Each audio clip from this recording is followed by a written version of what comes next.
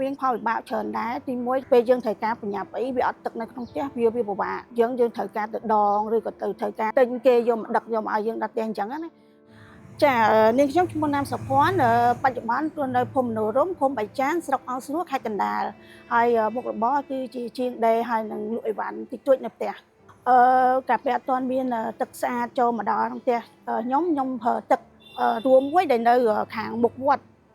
ទឹកស្រះគេនៅរួមនៅនឹងវាមានការវិបាកផលវិបាកច្រើនដែរទីមួយគាត់ថាពេលយើងត្រូវការប្រញាប់អីវាអត់ទឹកនៅក្នុងផ្ទះវាពិបាក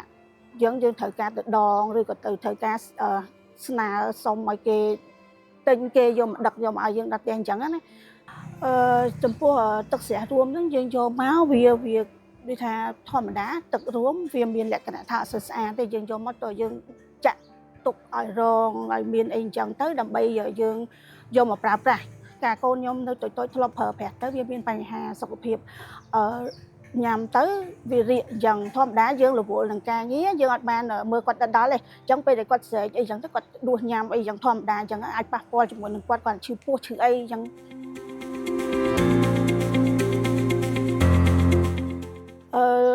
តាំងពីមានទឹកស្អាតចូលមក